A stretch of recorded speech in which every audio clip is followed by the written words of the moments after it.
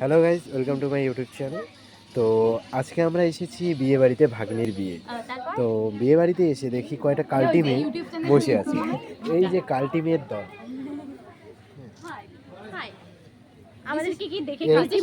এরা হচ্ছে ধবধবা ফর্সা, কিন্তু সব মেকআপ দিয়ে। কিন্তু আমাদের দেখুন প্রকৃত ঘুষটাইলেও উঠে না, আর ওদের ঘুষটাইলে 1 কেজি ময়দা উঠবে। হ্যাঁ, আমাদের ঠোঁট দেখুন প্রকৃত পিঙ্ক, আর ওদের দেখুন এগুলা ঘষা মারা।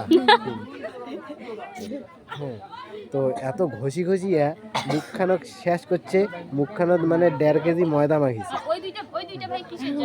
আর এই যে আমাদের প্রকৃত হিরো, এরাই দেশের ভবিষ্যৎ।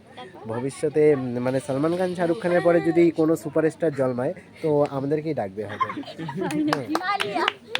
তো গাইজ, প্লিজ লাইক কমেন্ট করবেন এবং শেয়ার করবেন ভিডিওটাকে, যাতে এরকম ময়দা মাখা মেয়ের পাল্লায় যাতে কোনো ছেলে না পড়ে।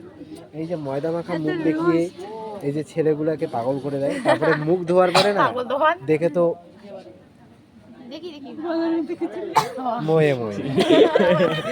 মেয়েরা ময়দা মাখে ইটস ওকে না, বাট ছেলেরা আমরা ন্যাচারাল, চাই নাকি প্রমাণ দিব? প্রমাণ চলে গেছে এখন।